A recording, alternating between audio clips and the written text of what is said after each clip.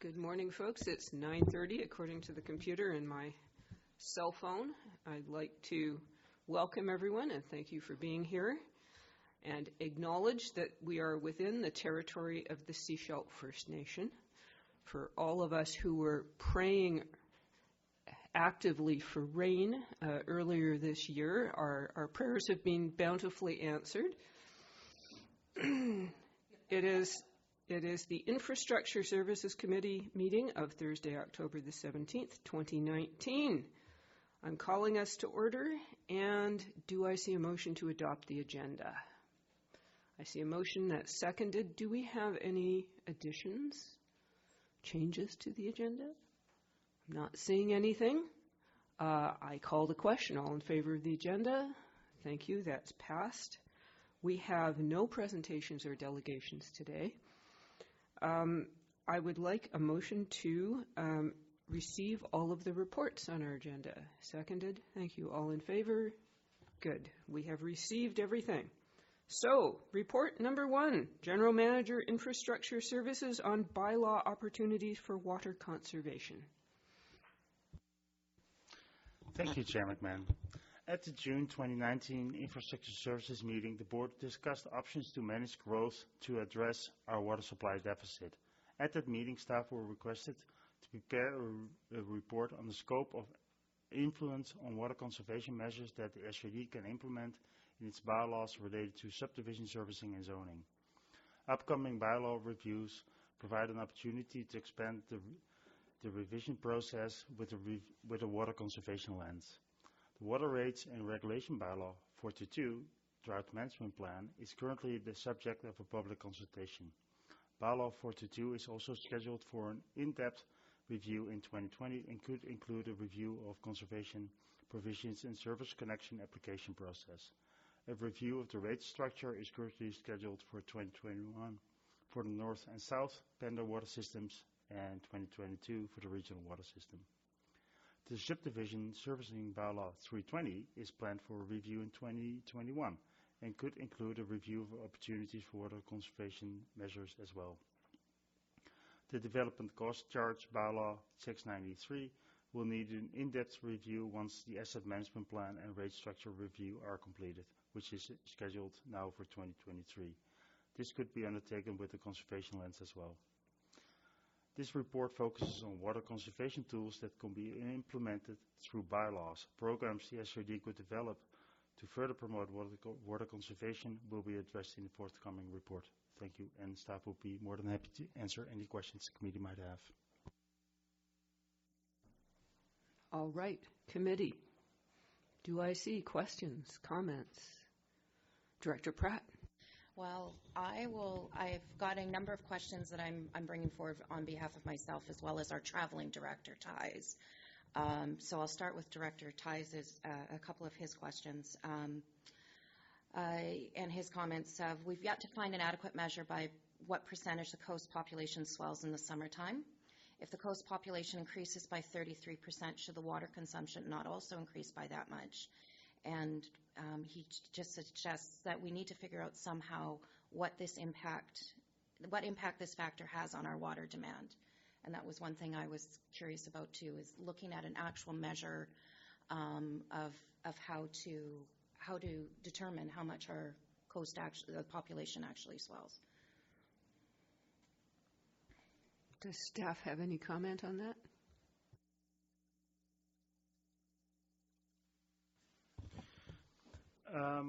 Thank you for the question. This, as I think staff indicated earlier this year, it is a desire for us to have that number as well, because I think it's really relevant to have it.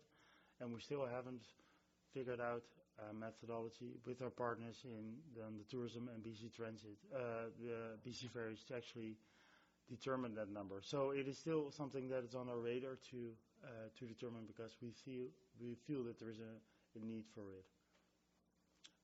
And at the same time, I think it's relevant for water conservation. In a particular summer, it's maybe not something that we can regulate or can include in one way or the other in a bylaw as a performance measure. Director Pratt? There's, regarding rainwater harvesting systems, I know we had a tremendous uptake on the program that we had this past year, but I've also heard numerous comments from residents that would like to participate, but the requirements are too large. They are looking for either smaller capacity system, or because they are still collecting rainwater and taking water, not using water within our system. So I'm wondering if staff has investigated doing a smaller system, or helping with finding sources. One of my residents in Half Moon Bay has arranged for one of the collection tanks that are maybe they're about a cube, I guess, and she sourced them out and was wondering if we'd be able to help with either delivery costs or helping to facilitate with bulk buys. Staff, please. Thank you, Chair. As indicated in the introduction, there's a forthcoming report around possible programmatic water conservation programs that the SCRD could take, and that could certainly be something that can be included in that report. Director Pratt, I'll let you have one more, and then we'll let other people get in here. Okay. Is there a way that we can require a minimum rating for any new washing machines or other, like, dishwashers being sold on the coast? Can we require an efficiency rating either through a bylaw, or is that something that we just have to hope that industry or companies do on their own, or residents do on their own installing? Thank you for the question. It's a good question. And based on our understanding of the staff here at the table, the plumbing code currently does not allow us to have that standard, to put that standard in. But it's definitely something that we will take back and look further into. Thank you. Okay, Director Beamish. I have two questions.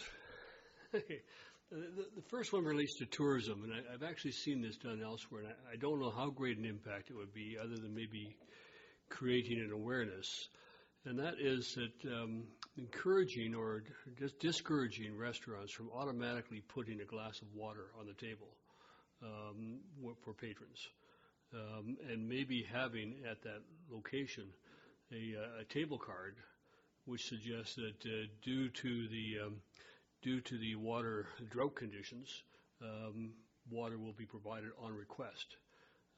So many times you go and the first thing they do is they sit you down and pour you a glass of water. And so many times I'd rather have a glass of beer or something, or a glass of wine. And so that the water goes unused.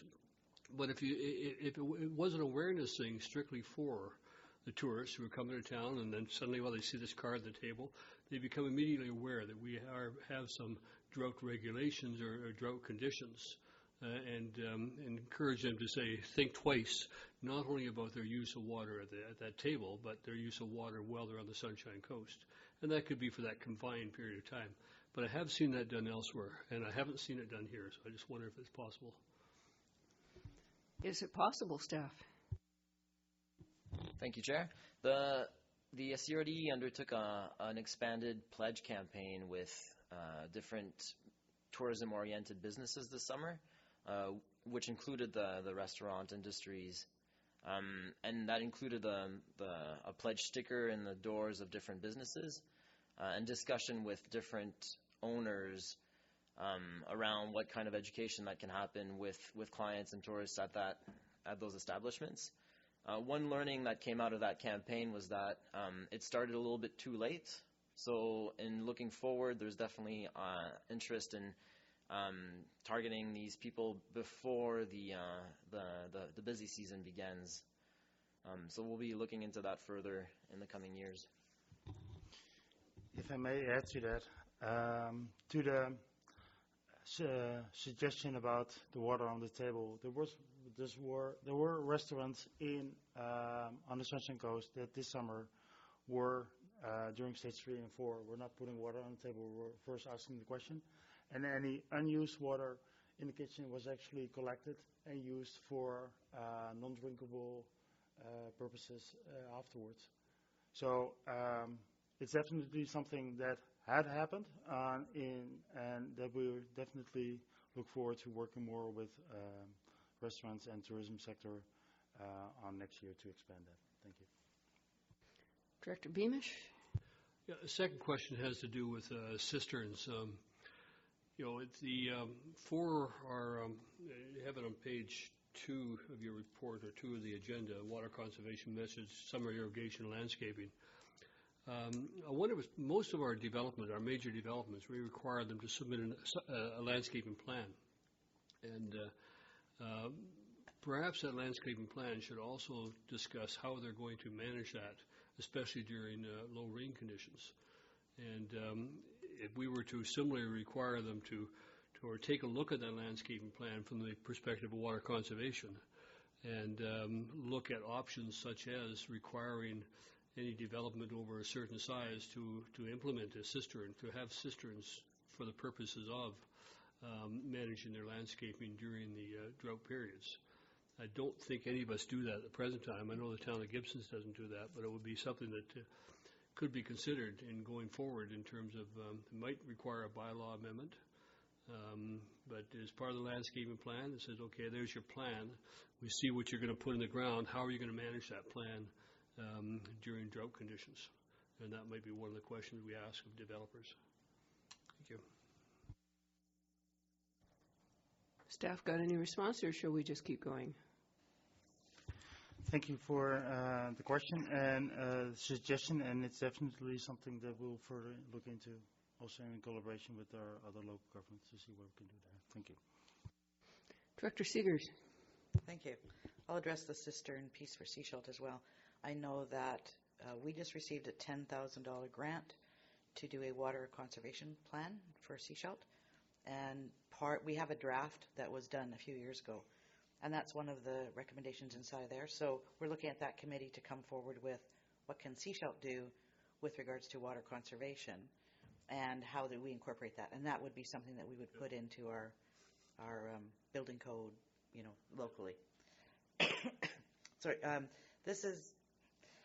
so I have a pet peeve here about what we call the plan. It's called the Drought Management Plan. I know we probably can't change the name until it's been redone. Do we have a time for that?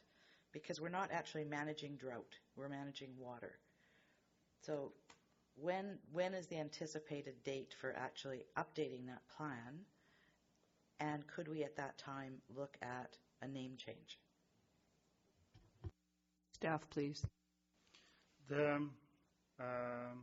There's currently public consultation happening.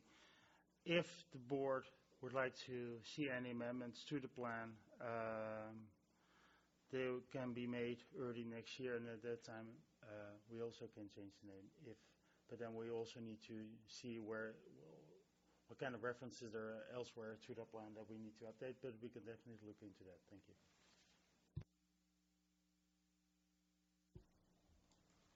Follow up. No, everybody else got 2, so you should too. Well, I have a list, so we'll see. Okay, if we go to page 4 in our report, under number 2, subdivision servicing standards, it says, third paragraph, I guess, utility services comments generally include extension of water mains, but can also require modeling and requirements for maintaining pressure for fire flows. Is that not something that's already being done? Do we not ensure now that we have sufficient for fire flows? I seem to recall seeing those comments when we do referrals from Sechelt. So just clarification. Staff, please. Thank you, Chair. The can word there refers to not all referrals require that modeling, so in some cases that it's more questionable, then that's where that requirement would come into play.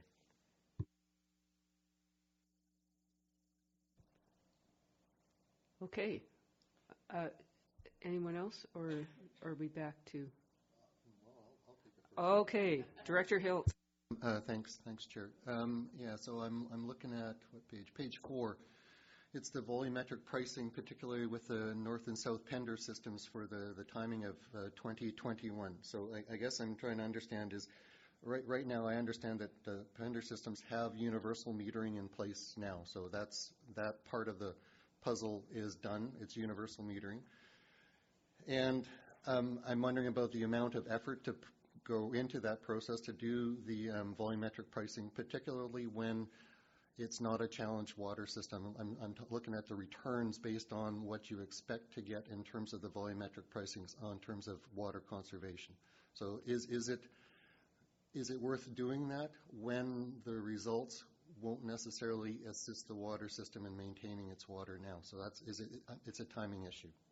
And also, are all the bits in place in terms of the software to do that process? Like I believe there are still some software that isn't available to do that pricing. So that's kind of, is it all in place, hardware and software, and is the return useful in 2021 when it's not a challenged water system?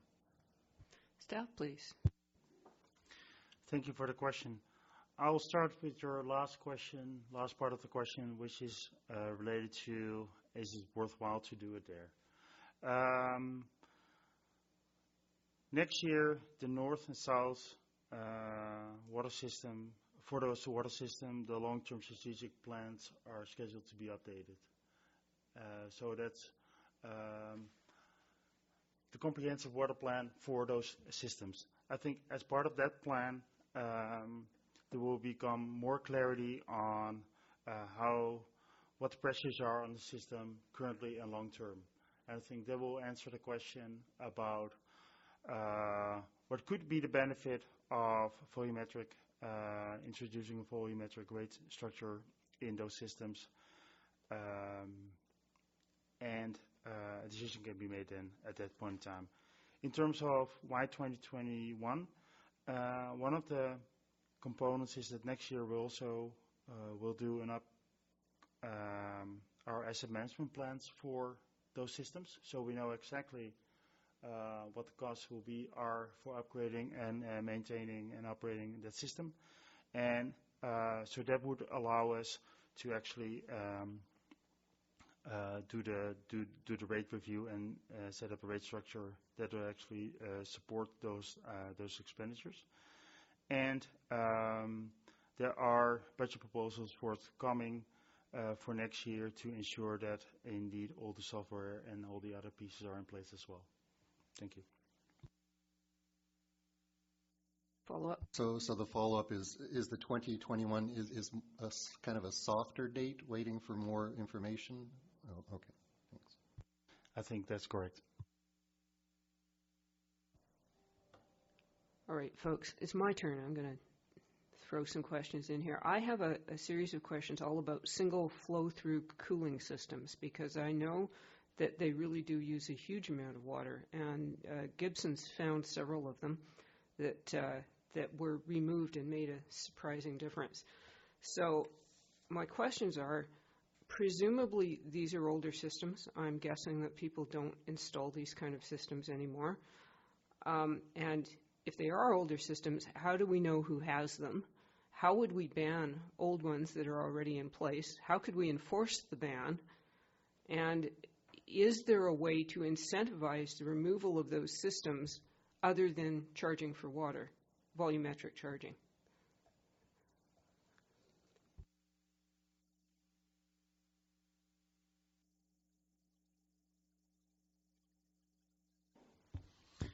Thank you for the several questions. We don't know how many there are on the coast. We expect that there are numerous. We're aware of their potential water use, higher water use. If we have the legal authority to actually ban them, I question that. Especially given that they were installed a long time ago. I think moving forward, that's something different, because that's where we can We know that other local governments are regulating single flow systems through their bylaws. So we know that moving forward we can do it. Incentivizing the replacement is an option, which definitely we could consider, where we incentivize replacement, just like a rainwater rebate program, where if a business owner indicates that they would like to replace a program, that we can incentivize that replacement. Thank you.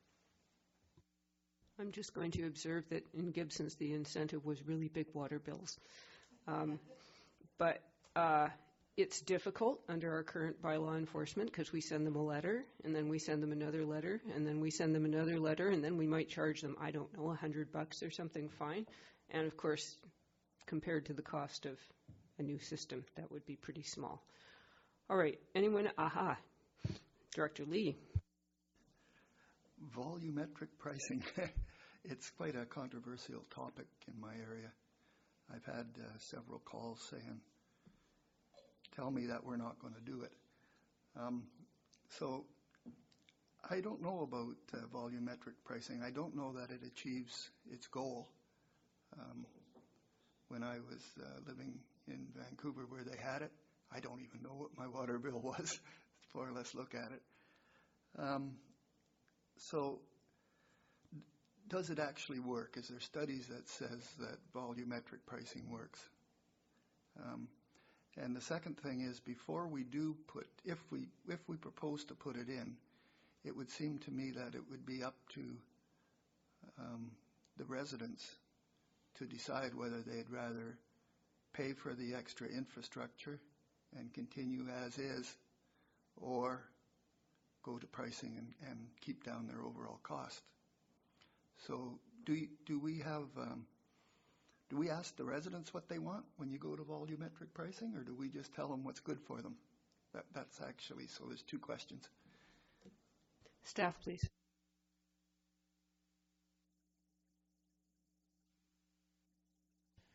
Thank you, Chair.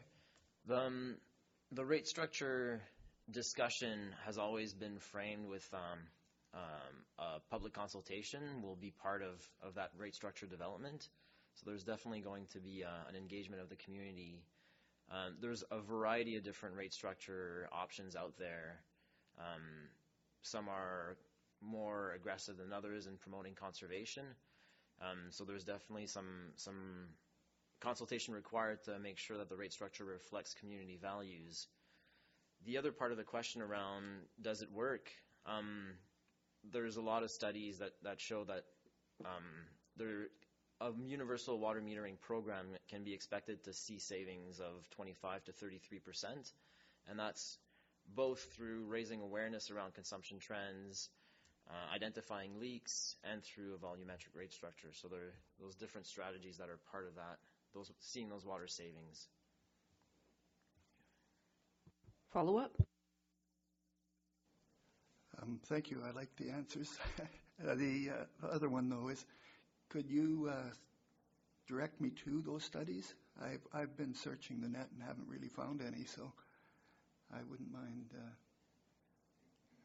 having a copy of those studies, or at least a sampling of them.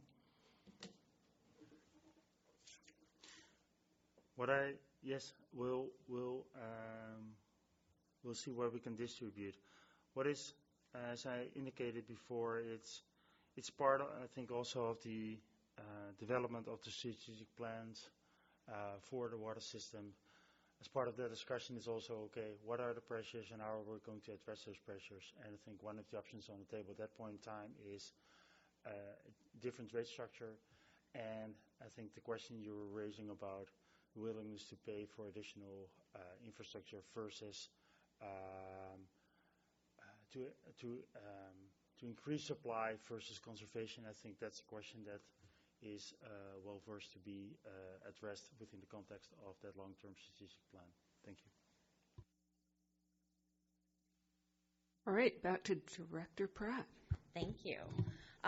Going back to the flow-through cooling systems on the coast, in on page 3, under number 6, it's said that the arena with the closed-loop system reduced water demand by approximately 85%.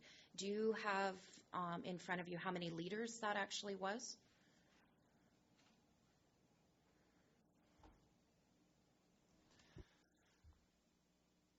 Thank you for the question. I don't know it from the top of my head, but I know it was a significant amount, yes. But I don't have it in front of me or know it on the top of my head. If I may? Okay. It's just, that is an incredible amount of savings, and it would be good to know actually how many of these flow-through cooling systems we do have on the coast. And then also to continue on the ICI water. One thing that when I was at the school district, one of the things that we did to reduce the water usage is stop the automatic flushing of urinals, and because they're set up on timers and they continually go. And I'm just wondering how many, like, there's facilities. This becomes an education campaign for I know at the Sechelt Legion, I've been in a meeting in the hall there, and you hear the urinals just constantly going every few minutes. And that's a lot of water that's just going down the drain. And so there's an education piece that maybe we need to reach out to the other organizations through the ICI or through these ICI area, and just letting them know, like, look, there are other ways that you can reduce your water usage. And I'm just wondering also, is that a policy of ours that we stop the automatic flushing of the urinals at our facilities? Staff, please. Thank you for the question. We'll look into that and get back on or include it in our future reports on the evaluation of the drought management plan, as well as future water conservation programs. Thank you. Director Seegers. Thank you. This is a comment. In the recommendations on page 1, the last one says that a review of development cost charges bylaw 693 planned for 2023 incorporate a water conservation lens. When I read that, given we know we're going to have some significant costs for infrastructure upgrades, I was hoping we weren't waiting till 2023 to do any incorporation.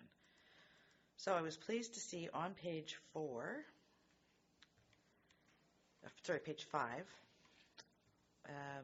third paragraph down, it says that supply expansion needs mean targeting DCC revenue, and we anticipate it's underestimated. So they will need to be reviewed, and an interim review is proposed in 2020 once more insight in the costs for major supply expansion projects is available. So it's nice to see we're not going to be until 2023 to have that incorporated. So thank you for that.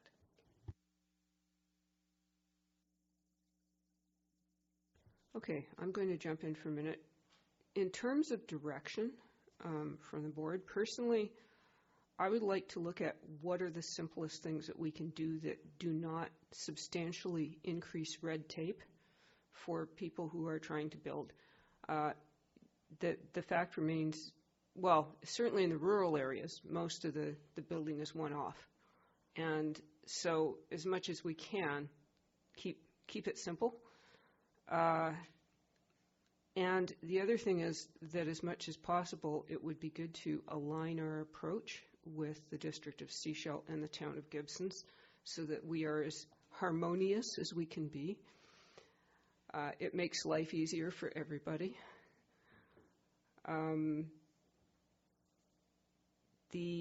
There is a comment on page 3 about densification, reducing demand, and I would question that because it depends what kind of densification, and it depends what the use of the property is.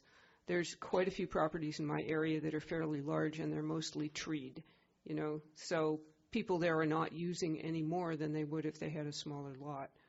So, I question that some of these approaches may be considerably more trouble than they're worth. Does staff please? Thank you. I appreciate your remark with respect to densification, and I agree that per lot, it is true. How it's worded here is per capita. So if you have a large lot with 2 people living on it, it's per capita. Thank you. All right, back to Director Pratt. I'm going to just comment on what Director Seekers had to say about the interim review. I'm glad to have read that as well, because having a full review, and it's understandable with work plans and everything to have it in the queue of an entire review. However, having an interim review is far more in line with the water crisis that we know we have and that we have declared. To comment on what Chair McMahon said, the densification, it can work in urban areas, but in the rural where we have more trees, it's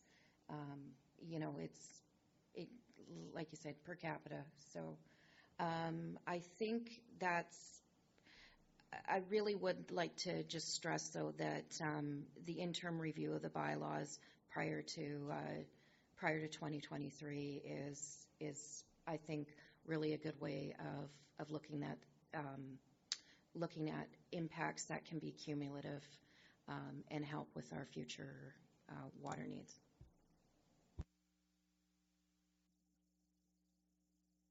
Director Lee. I too made a note on densification. It is true that densification does do exactly what was said there, and for numerous reasons, such as you don't need so much pipe between the houses.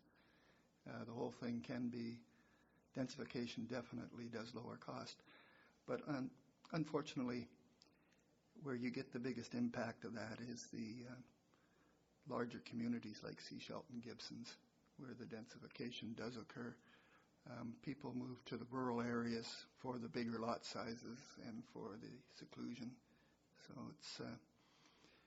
it's kind of more on Sechelt and Gibsons that needs to address those ones, in my opinion. Thank you. Director Seegers. Thank you.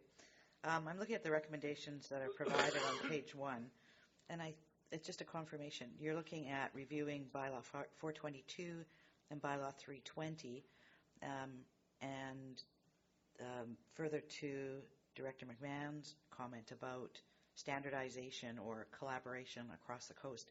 I believe our process is that when we do bylaws like this, they actually get forwarded out to the member municipalities for input. So just confirmation on that. Staff, please. Thank you for the question. Bylaw 422, there is some alignment there, possible indeed with the town of Gibsons, with their rate and regulation structure. And 320 for sure will be collaborated on with our other local governments, yes. Director Seegers. Just a follow-up, so 422, that's water rates and regulations, but it's also looking at water conservation provisions.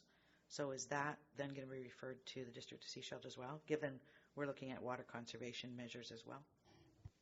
We'll make sure that will occur. Thank you. Okay, I'm just going to jump in for a minute with one more comment. We have a lot of bylaws, and the number one complaint I get in my area is that they aren't enforced.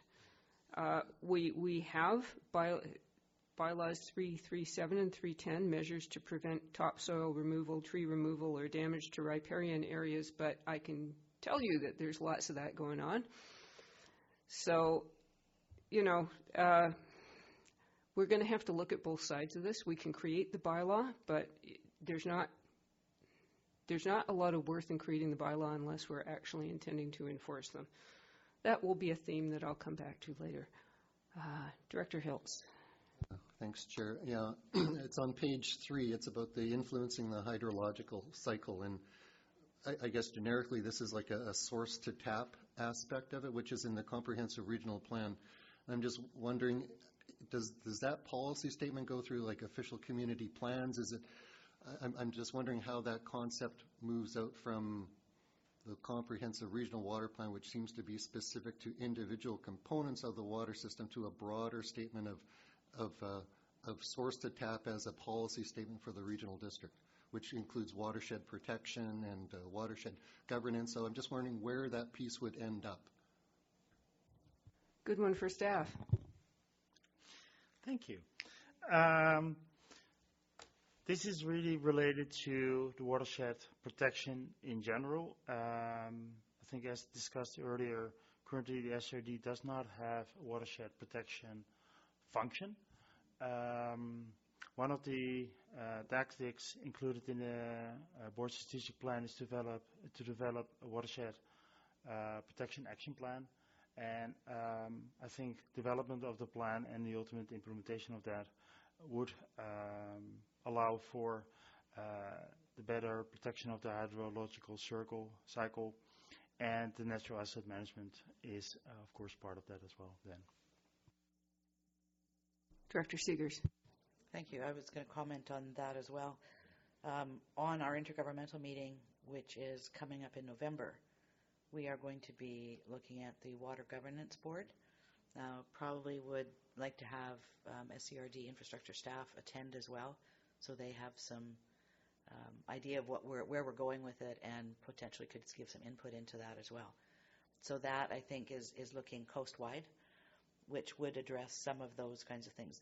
Individual governments will probably have to take their own steps inside of that, but we're looking at the bigger picture at that meeting to get it started anyway.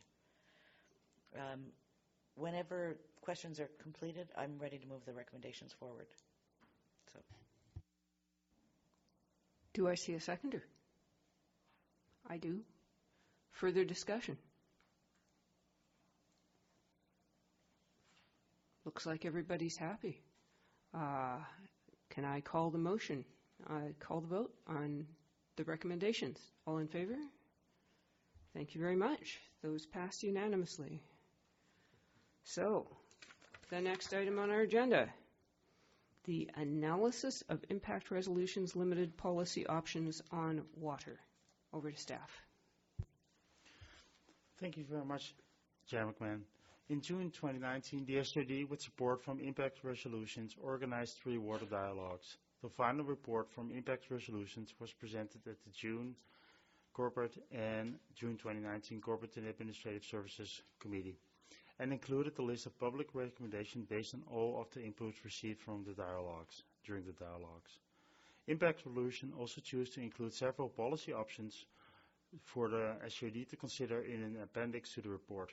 This report analyzed the extent of policy options made by Impact Resolutions Limited as to confirm to the extent they're already included in the board strategic plan or are part of current SRD operations. Based on staff analysis, these policy options align well with strategies and tactics identified in the board's 2019-23 strategic plan, and some policy options are already part of the current regular operations of the organization, while others are being discussed with partners or planned and to be initiated, and some are subject to 2020 budget proposals. Thank you very much, and staff will be happy to answer any questions. Okay, folks. Director Seegers. thank you. I like the way this report was put together in taking the recommendations from the community consultation and then identifying the efforts that we are already taking. We are moving a lot of items forward, taking a lot of action. It's nice to see them put forward in a way that the community can actually see them as well. Under option E is, again, where the question from Director Hiltz about the watershed, etc., comes up. And this would be taken up at the Water Governance Committee because it's on the agenda. And again, welcome staff to attend. So once the date and time and stuff is all identified, we'll make sure you have the times. Okay, thanks. Director Lee. Water Governance Committee, could you just remind me what that is? We tasked the town of Gibsons with taking the lead on this and coming to that next intergovernmental meeting with how we could, as local governments, come together to put a structure in place incorporating community and community expertise to look at water use and supply on the Sunshine Coast for the next long period of time. That will be introduced at the intergovernmental meeting to start that moving forward.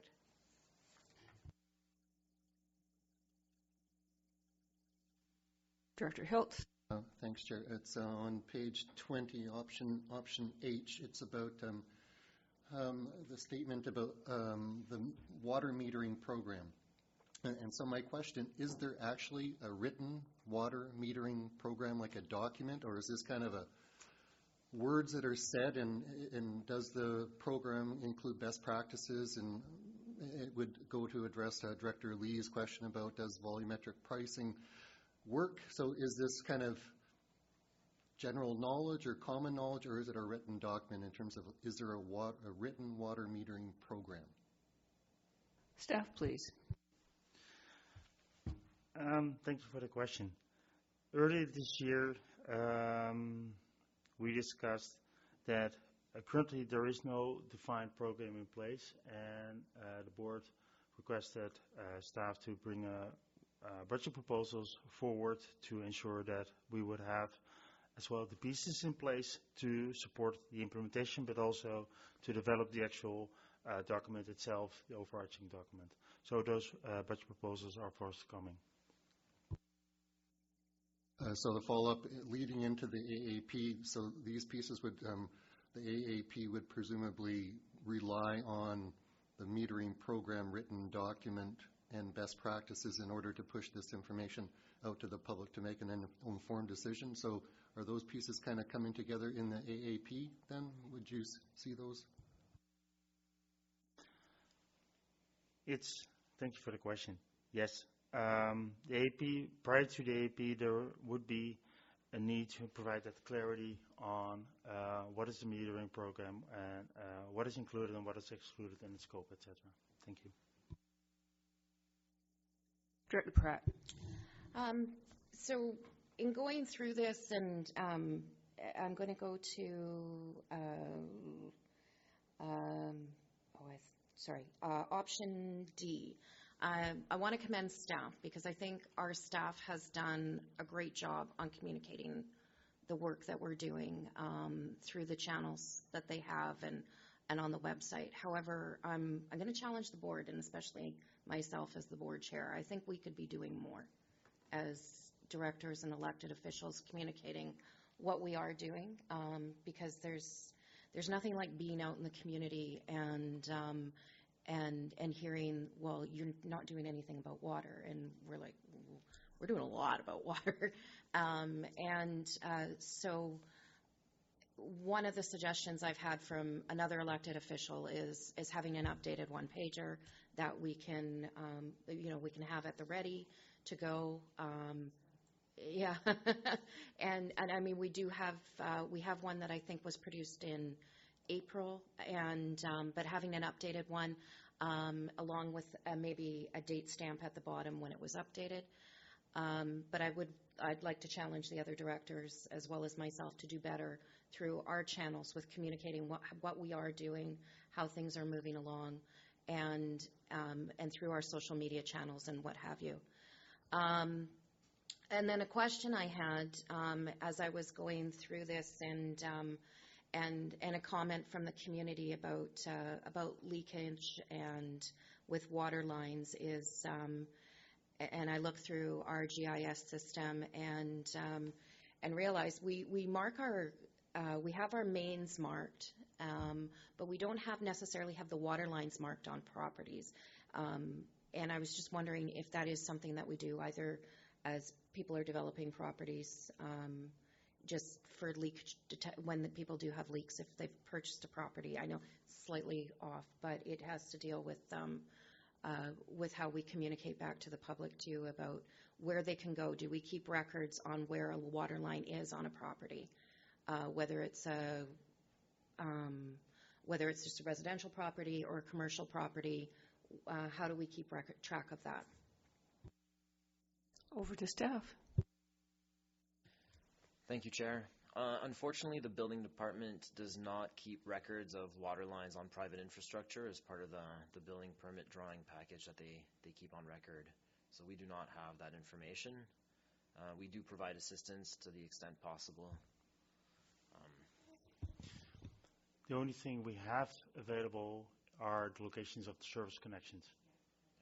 So we have those.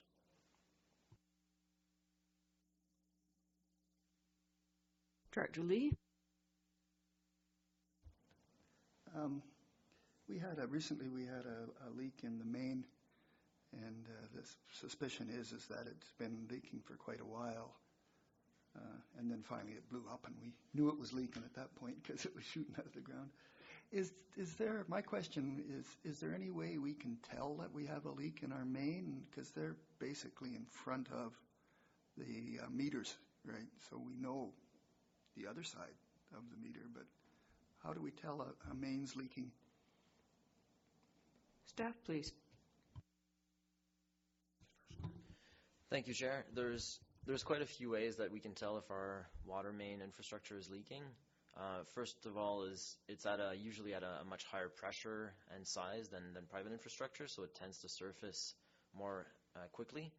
We then have a bunch of different monitoring equipment on our SCADA system, and if the rate of drop on a reservoir, for example, or if a pump is operating outside of what is expected to be normal boundaries, then an alarm is declared, and our operators get notified immediately. So there are a variety of different monitoring equipment on our system, and more that can be installed as well.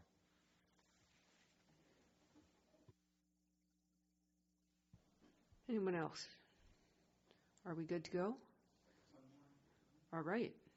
Director Lee.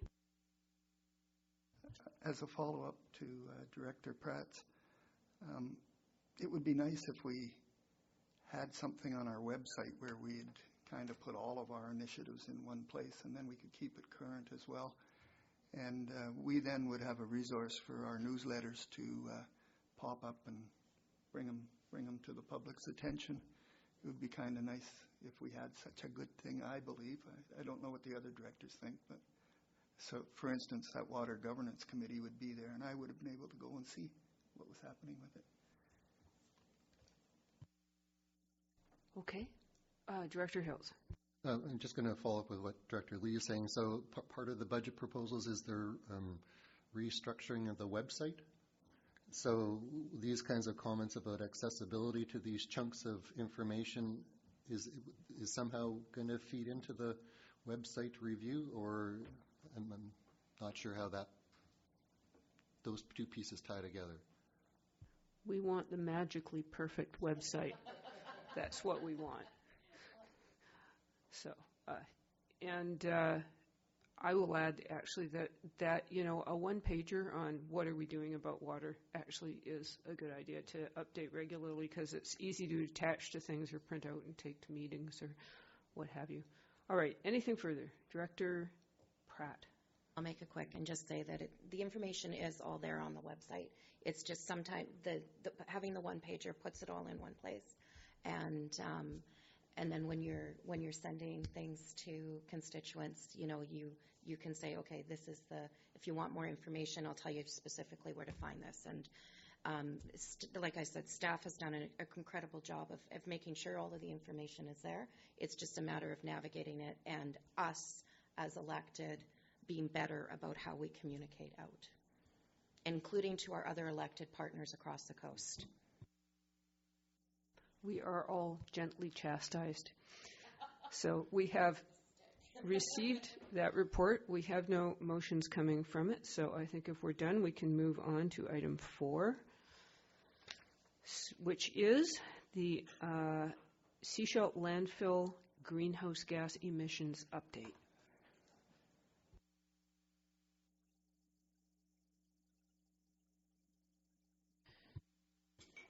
Okay, thank you, Chair McMahon. The purpose of this report is to provide an overview of the landfill gas to energy project that was abandoned in 2015, as well as landfill greenhouse gas emissions calculations, and the impact of the organic diversion on greenhouse gases, and finally, to seek direction on possible next steps. The landfill gas to energy project was abandoned in 2015 due to lack of gas generation that could be captured.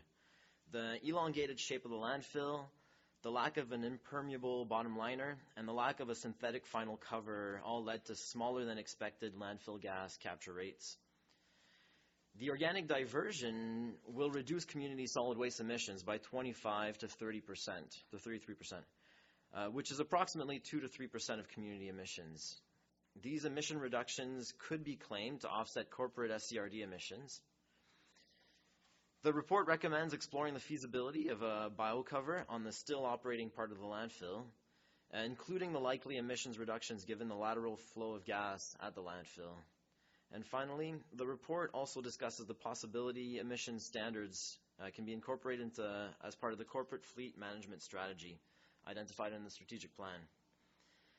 Staff are happy to take questions at this time. Thank you. This is great. I just have a quick off-the-top question. When we actually close the landfill, how will that affect the GHG emissions from the landfill? Thank you, Chair. The already buried organic material will continue to decompose over the next 100 years, and that will continue to create greenhouse gases at a decreasing rate over time. So when the final landfill, when there's no more material getting put into the landfill, that emissions curve starts to decrease.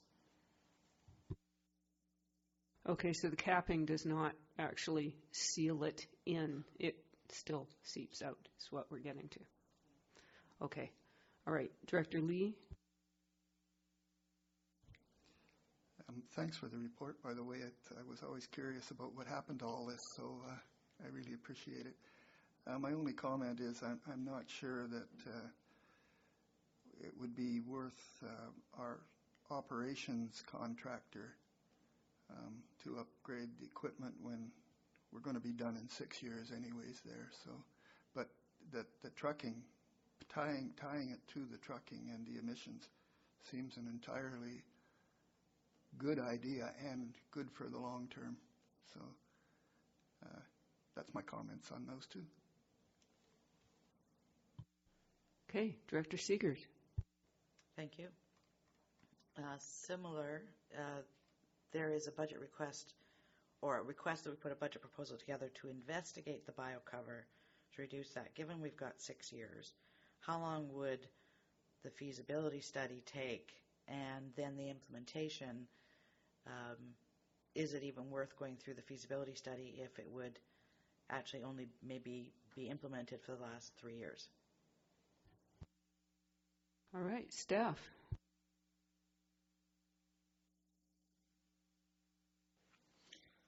Thank you for the question. The feasibility study is can be done definitely within 2020 and would allow for budget proposal for 2021 for actual implementation, and that will be on time for the closure of the landfill is closed in several parts, and if we do this feasibility study next year, this would most likely be in time for the next closure phase of the landfill, so that the next closure phase of the landfill could be done through biocover instead of the standard procedure. Follow-up? Follow-up. I guess then what we'll do is if we move this forward as a budget proposal, we'll get to look at it at budget time to see whether or not the cost to do it would be financially viable given the short time frame we've got for implementation. I'm willing with recommendations. Do I see a seconder? I got a question. Can we second it? Okay. Motion is seconded. Discussion. Director Hiltz. I'm going to come back to is the biocover useful? And part of what I understand is that there is a possibility of some synergies or economies of scope. I'm looking down at that end. You guys got the biosolids, and this is a site that biosolids might be a place to be put. and that the biosolids will also be there for 100 years to deal with the methane capture and oxidation, which will, so it's not just the period in which it's there is a 100-year period, I think. It's not a, it will be the final capping. So it's a longer period. Is that kind of an approximate understanding of the feasibility? Staff? Thank you, Chair. Yes, the biocover is a type of final cover, so it would be the final thing that's on the landfill at the end. Director Lee. The way I understand the biocover is that it is a new way of doing a closure, but in fact it reduces the emissions by changing the way it's breaking down. So it actually is an excellent way of closing. And I suspect it's not a great deal more costly than the old way of closing, but I guess that's what we need to find out. Certainly sounds like a win-win. Staff, do you have any further? Okay. Do I see any further discussion of the motion that is on the table? In that case, all in favor? Any opposed? That passes. Thank you very much. Next item. Item 5, analysis of implementation of a baler or shredder at Sechelt Landfill.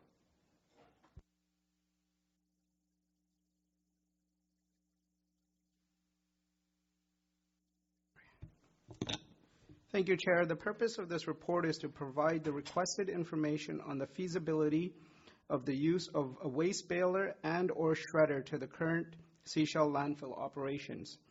The ultimate intent of adding such a machine to the landfill operations is to increase compaction, thereby extending the lifespan of the Sechelt landfill. During research and consideration process, staff recognized strong indications that are not favorable to implement either machines to the current landfill operations at Sechelt. Implementing shredding of materials before it is landfill is not suitable in the current landfill operations, whereas implementing a waste baler at the Sechelt landfill could result in increased environmental impact and operational issues and would require significant financial resources. Out of the two machines, it is expected that a baler could be beneficial as part of a future waste disposal option once the current landfill is full and closed. For this reason, staff recommend that a waste baler be considered in the options analysis study for future waste disposal projects scheduled to be initiated in 2020. Staff would be pleased to answer any questions that the committee might have. Okay, committee, do we have any questions about balers and shredders? Director Seegers. So just to be clear, you're saying we would not look at implementing a shredder or waste baler at our current site, but we're looking at future potential use once the landfill is closed. Is that correct? Staff. Thank you for your question. That is correct, but the future implications would be beneficial only at a waste baler, but not a shredder. Good. Director Lee? Let's see, I understand that the compactor could give us up to 90 days or around, I forget, I just can't find it, but it's roughly 90 days of additional use. Financially, those 90 days is 90 days worth the cost of a baler, is my question. Is 90 days of savings worth the cost of a baler? Over to staff. Thank you for the question. If you strictly look at the financial analysis and not consider anything else, a baler could be a viable option to include in landfill operations. That's why we're recommending it. But given if you consider other factors, we're not considering it. We are not recommending it to include in the current landfill operations. But because of the potential benefit of the baler, we are recommending to include it in the analysis on what to do after the landfills close, which could include a new landfill or waste export or waste to energy. In all three streams, there might be a potential benefit of compacting the material prior to moving it somewhere else. Thank you. Director Lee? Which brought me up to the second part of my thought process. At one time, we were going to put a baler or a compactor in the transfer station in Pender. But the way I understand it is that the truck can only carry so much weight anyways, so if you compacted it, all you'd be doing is running a truck that ain't full. I don't know if that's true or not. That's one question. And the other one is, would it be worthwhile putting a baler in the transfer station? Because no matter which way we go, whether we ship off coast, whether we have another landfill, it would help up front right now. So did you consider that aspect of this? Over to staff. Thank you. I'll start with answering the second question, which is, would it be useful, would there be a benefit of currently having a baler at the transfer station? The answer to that is no, because we would not be able to process the bales at the Sheshaft landfill when they come in. So that's the primary reason why. Ultimately, depending on the long-term process, there might be an option there to indeed maybe have a separate baler at, or smaller or whatever, at Pender, so that bales are coming to an alternate location built. But at the moment, we would not be able to handle the bales at the landfill. Thank you. Anyone else? Director Seegers? I'll move the recommendations as presented. I see a seconder. Any further discussion? Seeing none, all in favor? That passes. Thank you very much. And we move on to item 6, short-term borrowing for Canoe Road and Merrill Crescent septic field replacements.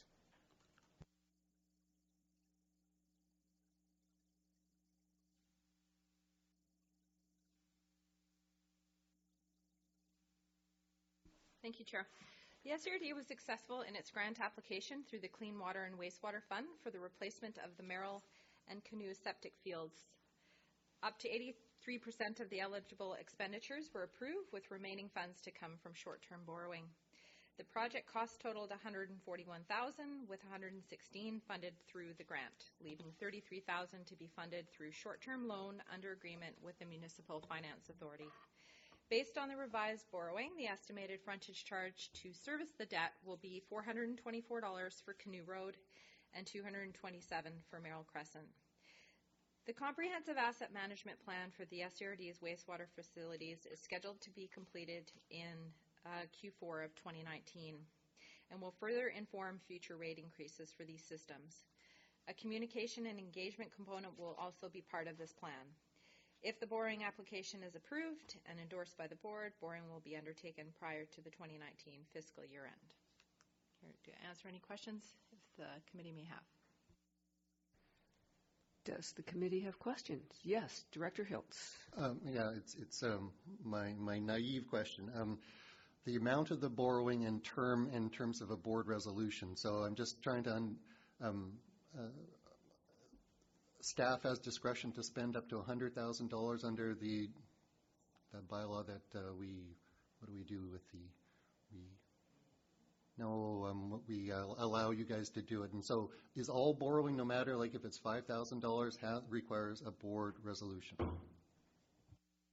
Staff, please. Yes, the way that this resolution is worded is actually a condition of the liabilities under agreement with Municipal Finance Authority. So this actually is what is required, and it does require a board resolution. So regardless, debt has to be approved. All right. Director Lee.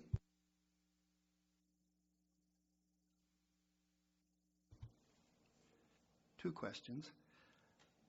I see that their yearly per person or per household is going to be $577 and $492.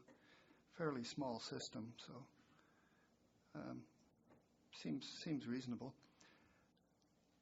Could I kind of assume that this is a pretty good guess at how it's going to stay once we do the asset management component and pile it on top of this? That's one question. Staff, please. So staff are just refining the final numbers, and how the plan is being developed right now is separating the operational costs, which this would fall under, which is debt servicing, which becomes operationalized, and the capital. I think we're probably going to see higher rates needed, is what the preliminary review, but again, that's what staff want to present prior to the year end for these facilities. Director Lee. So just so that I'm clear, this might go up again a little bit after the asset management. Yes, okay. And do the homeowners know that this is coming? Staff, please. I do believe in this regard for this project they do. It's a very small system, so there's a lot of communication.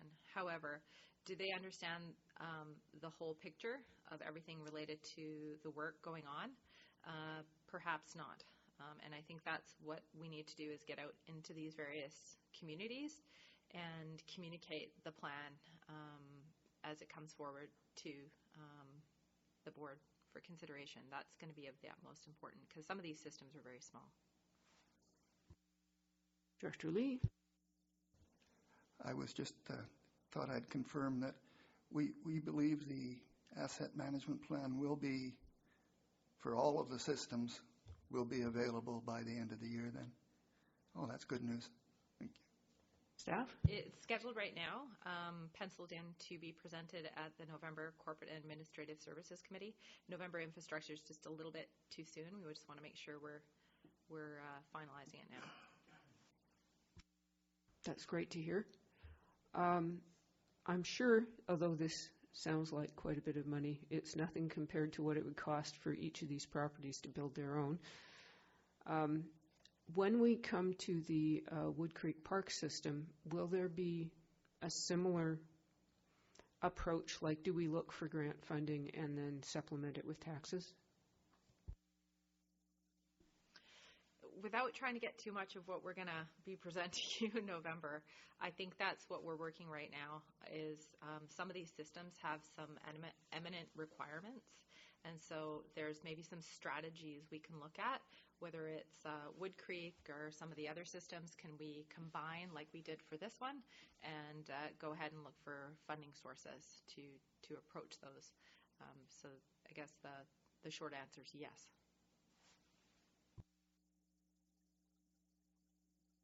All right. Do I see a motion anywhere? Director Lee. Motion to accept the recommendations as presented. Seconder? Seconded. And let me just check. This is rural areas voting. All right. All in favor? Any opposed? No? Good. That passes. Thank you very much. And we move on to, the exciting part.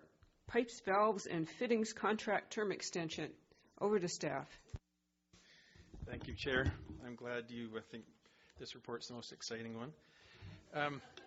The Utilities Division is responsible for maintaining and constructing the SCRD's water and sewer infrastructure.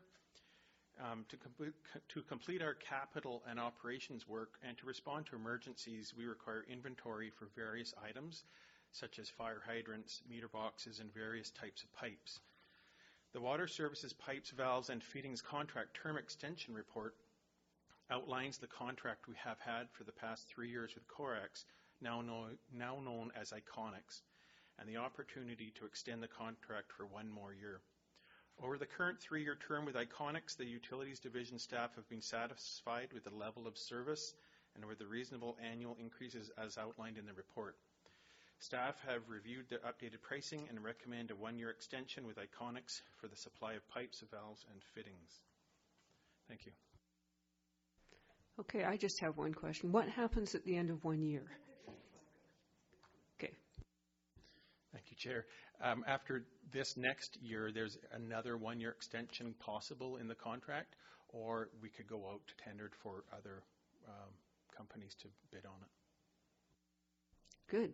Do we have Director Seegers? Thank you. Follow up to that question. Given this contract has 2 potential 1-year extensions, I'm assuming that if we do this 1 year, during the next year, if we choose to go to them for another year, we would have to go to tender at that point? Staff, please. Thank you, Chair. For the next 1-year option, we could do a similar report to this, but if we choose to not go with this company for that next 1 year, we would go to tender. But after the second 1 year, we would definitely have to go to tender. Director Lee? I was trying to figure out why we wouldn't just go to 3 years. I think the answer is that you're quite comfortable with the contract the way it is, and if we went to an open competition, we might end up with higher costs. But I'm taking a guess at the answer. Am I anywhere close to that? Staff? Yes, that's correct. Director Hiltz? I'm looking at the $200,000 amount, so I'm thinking about on an annual basis, kind of through regular operations, this is kind of materials that go into the regional water system function. I'm not sure what function it is. And is there much inventory left over typically, or is you kind of exhausted everything after the year? Staff? Thank you, Chair. We have inventory at Mason Road in our works yard. This inventory is used for all service areas, and it's billed out to each area as we use it. Again, if you've been up to Mason Road, you'll see all of our piles of ductile iron pipe and pallets of fittings. We keep a good inventory in just in case in the middle of the night something happens and we need some inventory. Great. Do I see a motion? Director Seegers? Right. Seconder, thank you. Further discussion? Not. Director Lee? I notice a 25% contingency. Is that seems fairly high, but is that historically we've needed that kind of a contingency?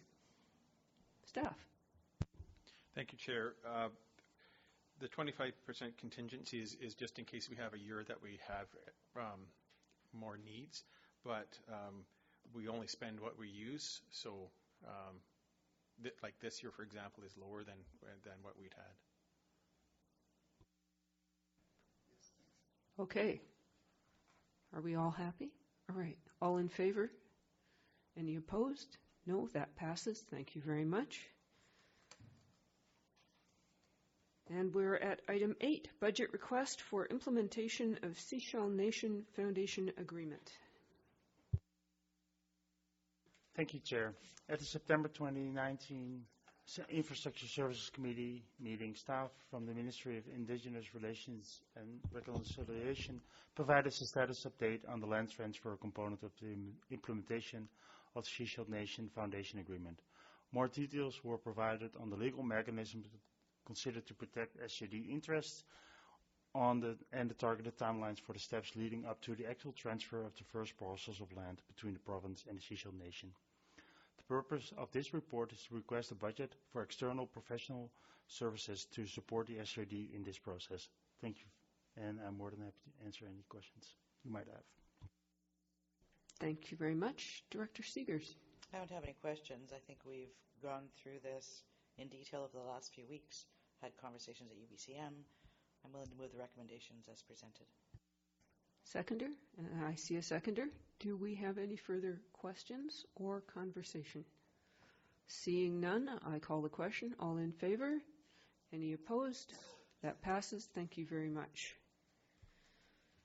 That brings us to the General Manager of Infrastructure Services Q3 report.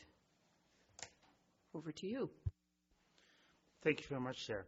This report outlines some of the activities, provides an overview of the activities on the Infrastructure Services Department in the third quarter of 2019. It includes updates on the water, wastewater transit, and fleet divisions, as well as the solid waste programs and solid waste operations divisions. Some of the highlights, some of the items I would like to highlight is on page 48 the significantly lower flows that were treated at the Chapman Creek water treatment plant over the summer. On page 50, the graphs on the ridership and the revenue on the transit side, where there's a clear indication that the increased purchase of monthly passes over the summer has maintained ridership in the system, but has resulted in a low revenue because those monthly passes were sold at a discounted rate. There's information on the islands cleanup and the backroad trash bags, and the solid waste graphs on page 54 and 55 both see a spike in commercial recyclables as a result of the changes in the market for commercial recycling on the coast. Thank you very much. And I'm more than happy to answer any questions on the entire report. Thank you. Okay. Do we have questions? Director Lee. On page 46, it mentions an exposed water main, but it didn't say where that exposed water main was. I was wondering. Thank you for the question. There are several exposed water mains on the coast, which are mains that are often underneath bridges or alongside a bridge. And we have several creek crossings where a water main is crossing a creek. So that's what we call an exposed water main. Thank you. Do we have other questions? Director Lee.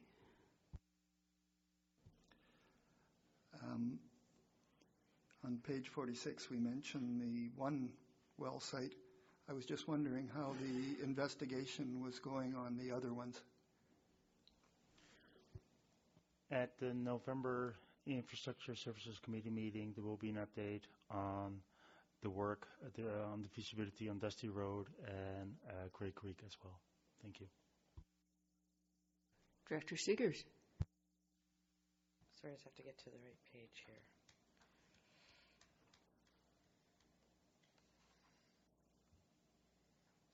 Yes, on page 55.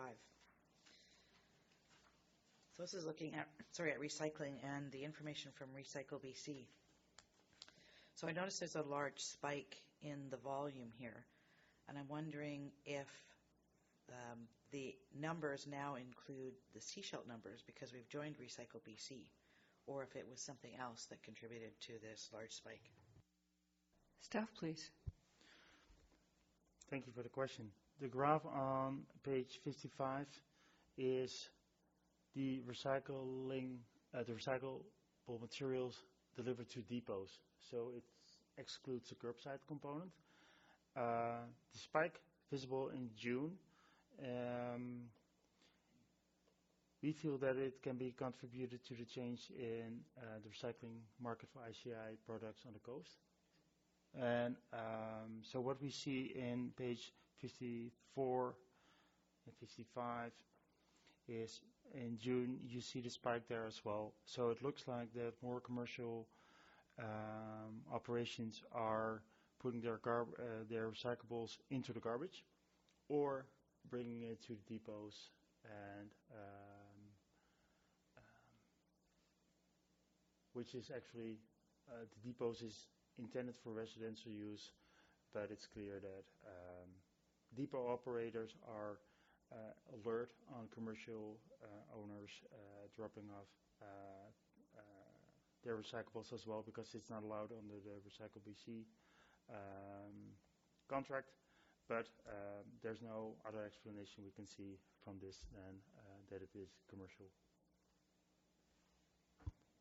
Follow-up? Yeah, follow-up. We have a number of small businesses on the Sunshine Coast, and they would just, because of the cost to do it commercially, they would just probably take it themselves with their own, so that would account for that. Thanks. Director Beamish. Yes, thank you. Top of page 47, review of the bulk water agreement with the town of Gibsons. We've identified this a number of times in terms of a priority, and I see it's delayed again due to other priorities. And I'm wondering where we actually rank on the list and when this might actually be addressed. We are working on our end, as you know, to uncouple, but we still need to have an agreement in place. And prior to any uncoupling, the agreement will have to be resolved. So I'm just wondering where we are with that, please. Yes, the separation agreement. Over to staff. Thank you. I met over the summer with the Director of Engineering over Infrastructure Services from the town of Gibsons, and we outlined the process on how to move forward, and we discussed the revised scope of what an agreement could look like. So this is definitely something that we as staff, especially once there is once we have the permanent CEO in place, that we'll make sure that it will be completed in time. Thank you. Is there a target date for completion? The target date for completion is prior to the actual factual uncoupling of the systems. Director Hiltz. Thanks, Chair. I'm going to go back to garbage for a while. On page 54, right, the residential dropped quite a bit, and commercial kind of goes up. So the kind of question I have is, when a vehicle goes across the scales at the landfills, do they look at the source of where it's coming from, or is it just always considered a regional system? Like, I'm trying to. At one point, we were looking at that the economy is tied to how much we waste. So, can the garbage tell us where our economy is doing better or less, or like where's the waste coming from? Is that collected at all, or is it just as a metric? Staff. Thank you for the question. The residential solve whole garbage, that is really what's going over the scale, and when residents identify themselves as residential, they're considered to be residential unless they have a clear marked truck, and then it's considered to be commercial. The commercial garbage tonnage graph is the amount dropped off at the landfill, as well by commercial entities themselves, as well as by haulers. So that's why the graph below, the bottom graph, is not only representative of the amount that's actually dropped off at the landfill. At a larger scale, your answer,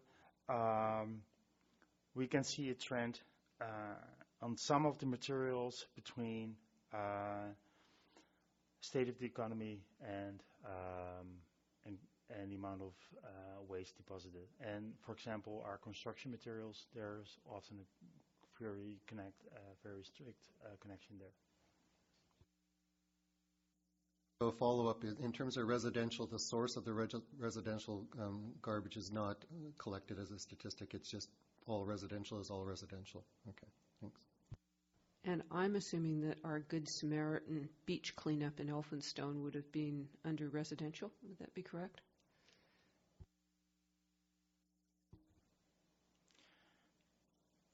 I would have to confirm that.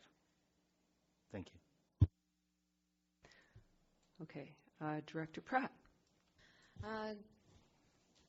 Just to stay on garbage and recycling, we need to do something about the ICI waste. This is getting ridiculous.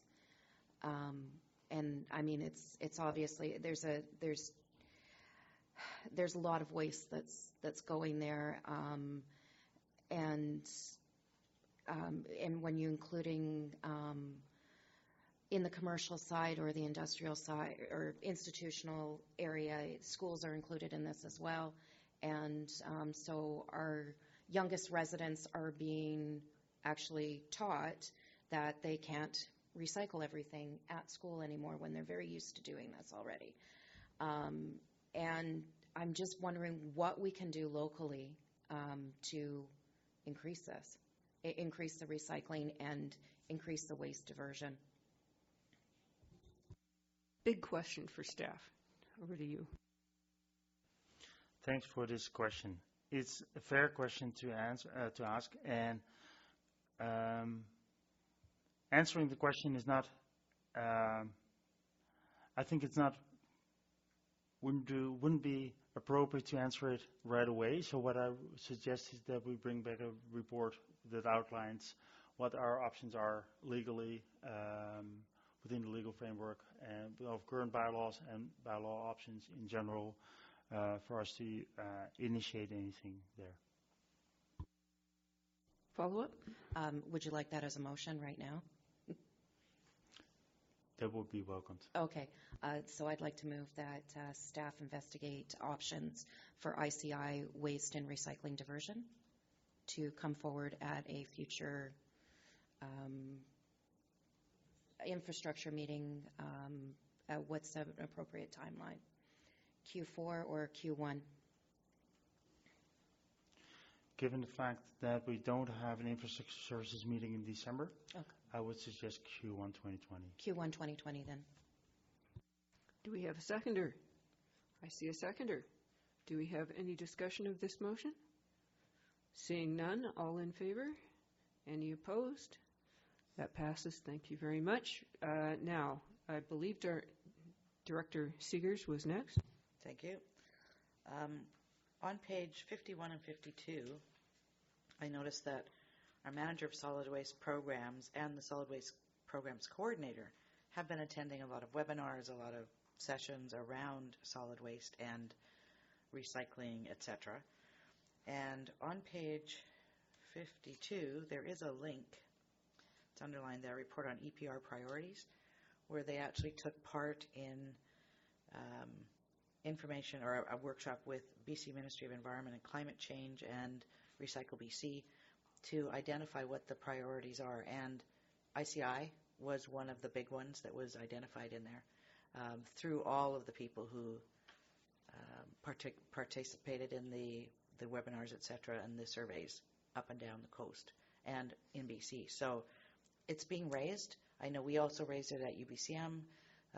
There are other recommendations, all that kind of stuff. It's how do they find a place to take it? How do they reduce it coming here?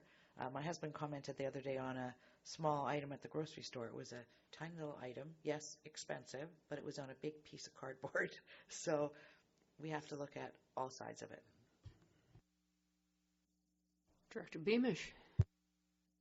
Just to follow up to concerns raised by the chair, is the Gibson's has received a request from the students at Elphinstone to look at organics recycling there, and I expect we'll see that at other schools along the coast, and we are going to attempt to accommodate that through our Youth on Council, working with the school, and see how we can accommodate that organics collection, because right now we only do it for homes.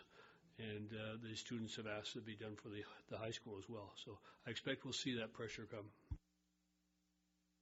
Director Pratt?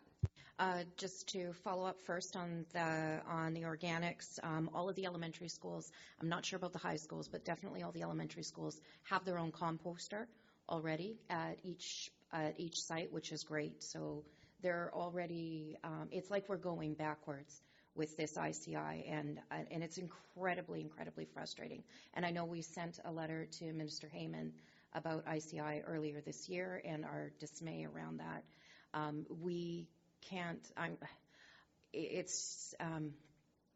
cannot wait for the province and the feds to get with the program when we're the ones that have to deal with this, and it's all going into our landfill that we have to deal with. I know we still need to advocate heavily with the province and the feds to do something, which we are doing, and we have that letter later on in this package as well that we were signatories on. But we need to do something locally, because it's asinine that we are going backwards. and we need to be bringing our ICI up as well. So I have other comments that aren't waste related too. Okay. Just on the report in general, I want to say thank you to, when the Chapman main replacement was done, there was very little disturbance to the residents, and thank you so much to the staff and the contractor that did the majority of the work at night. I even had comments from residents that went through there and they're like, I thought you guys were doing work there, and it's like, well, they were stealth replacement people, so that's fantastic.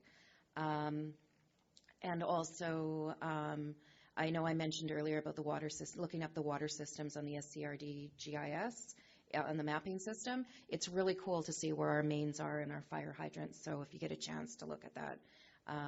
And also, huge thank you to staff for being proactive with the water conservation methods this summer and the calling of the stage 2 and stage 3.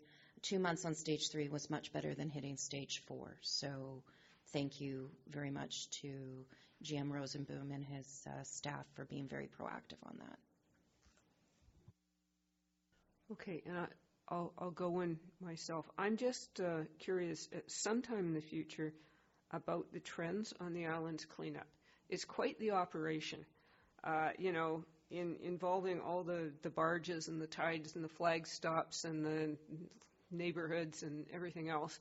And I'm just curious to know, is this becoming a larger operation over the last, say, 5 years, or is it, about the same, or just to find out if there's any implications for the future?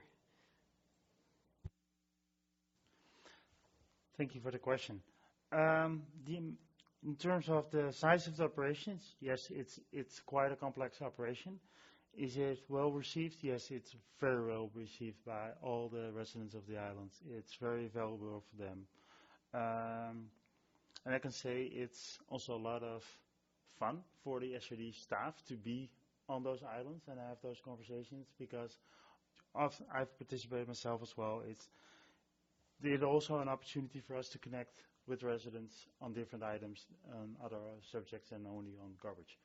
And yes, it's a big operation. It's not growing over time. Nelson Island was added several years ago. That was the addition. I think that was 2 years ago. Otherwise, in terms of tonnages, it's about the same, and it really depends on the items collected, which are varying from year to year a little bit. If some items are just more cumbersome to handle than others, just in terms of volume or bulkiness or special treatment like propane tanks and electronics like this year. Thanks. Director Lee. Well, I was looking at the chart on the tonnage and noticing when the peaks are, so it seems like one solution is to ban Christmas and ban summer holidays, and we'd be a lot better off. And a more serious question. On page 47, there's citizens' reports on the water, inappropriate use of water. Is it up or down from previous years, is my question. Staff.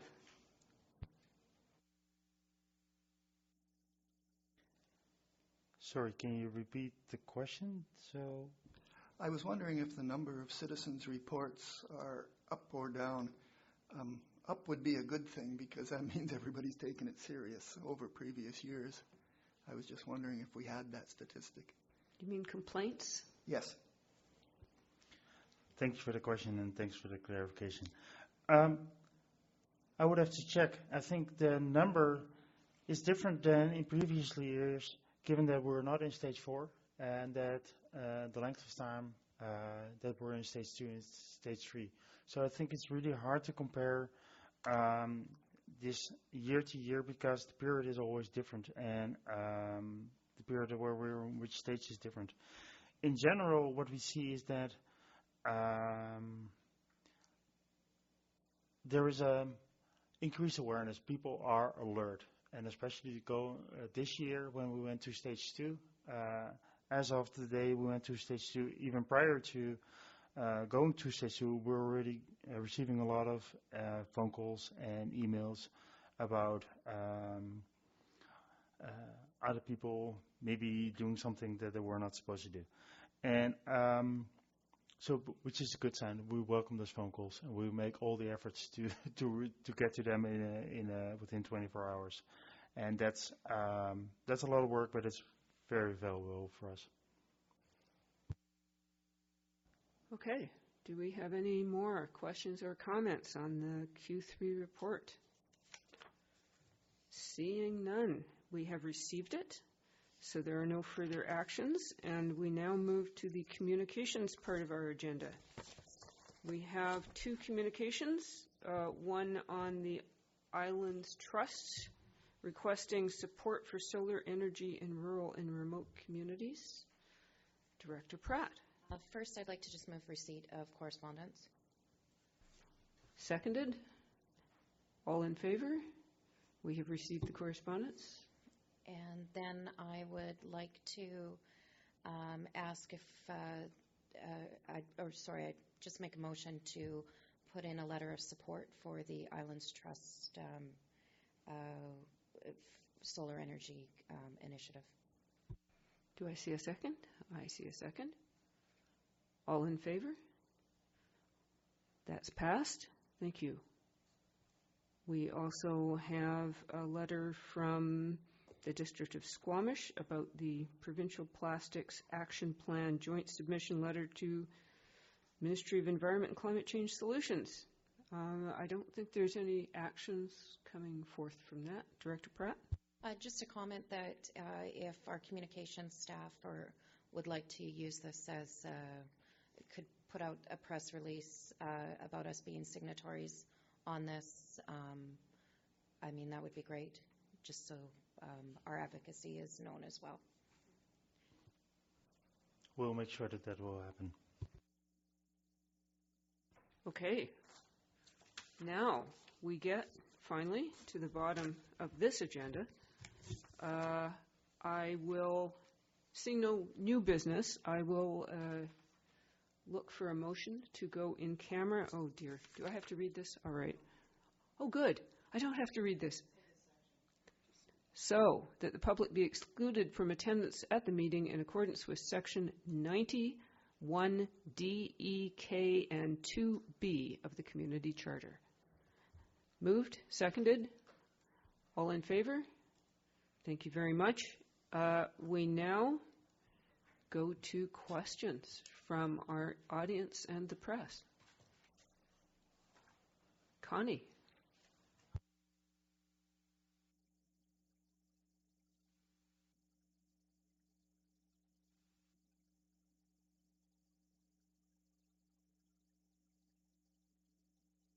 Good question.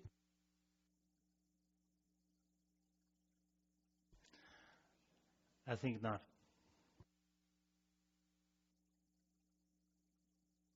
Connie?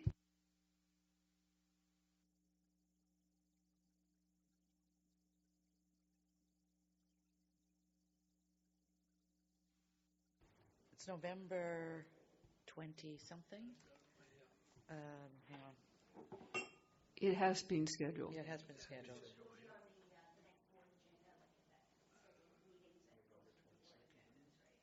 Yes. 20-something. 25th? I know I sent you something already on that. I think 25th. Okay.